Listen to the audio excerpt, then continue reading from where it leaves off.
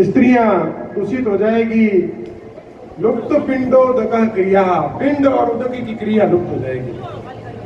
या हम जो श्राद्ध तर्पण करते हैं, इसका इतिहास कितना पुराना है।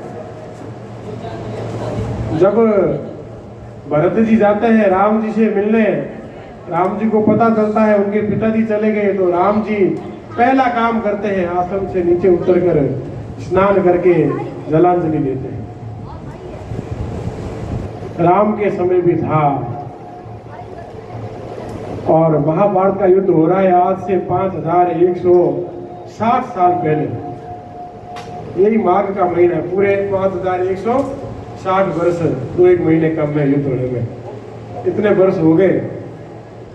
अब अर्जुन कह रहा है कि लुप्त पिंडोदक क्रिया, पिंड और उदक की क्रिया लुप्त हो जाएगी, उसको चिंता है। और भगवान के सामने कोई छोटा मोटा तर्क चलेगा?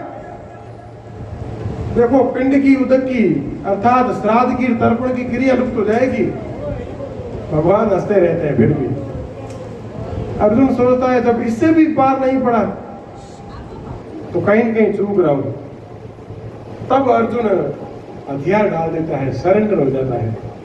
भगवान कहते हैं यह अनार्यों की भांति बातें मत कर। आर्य अर्थात श्रेष्ठ पुरुष, अनार्य अर्थात निम्न पुरुष, यह निम्न पुरुषों की बातें मत कर, कापुरुषों की, कायर पुरुषों की बातें मत कर। भगवान वापिस उत्तर कैसा देते हैं? कायरों जैसी, अनार्यों जैसी बातें करता है। तब अर्जुन समझता है कहीं ना कहीं चूक हो रही है। अर्जुन सरेंडर हो जाता है, कहता है कार्पण्य दोषोपहत स्वभाव पृच्छामि त्वाम धर्म समूढ़ चेता। हे भगवान, कार्पण्य दोष से, कायरता के दोष से दूषित हुआ, ग्रस्त हुआ मैं,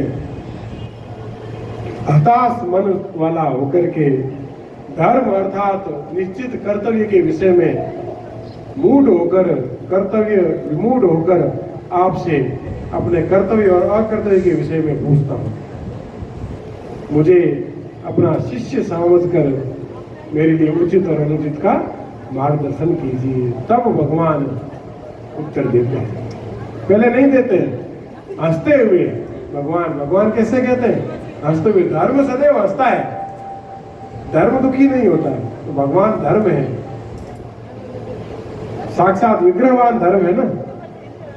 तो भगवान हंसते हुए से कहते हैं असोच्यानन्व शोचस्तम प्रज्ञावादांश भाष से गता सोच नाद सोचंती पंडिता। दूसरे अध्याय का 11वां श्लोक। पूरी गीता इसी एक श्लोक का विस्तार है बस। जिनके प्राण चले गए अथवा जिनके प्राण चले जाने वाले हैं, उनकी भी चिंता पंडित लोग नहीं करते।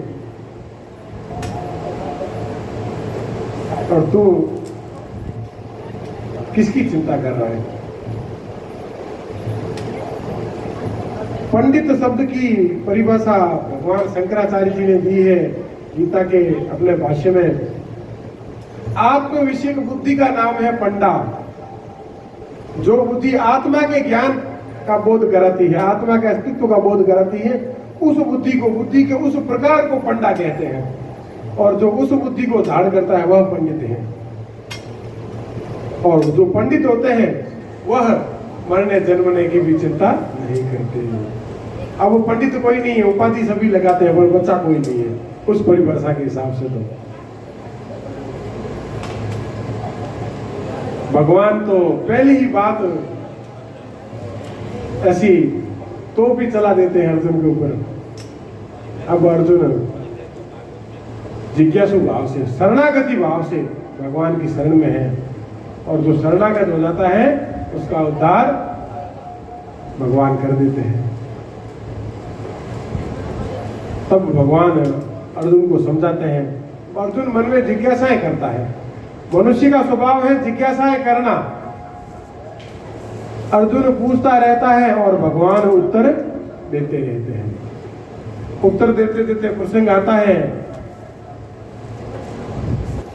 तो आपने जन्म क्यों लिया? अरे भगवान कहते हैं मैंने जन्म क्यों लिया, मैंने अवतार क्यों लिया?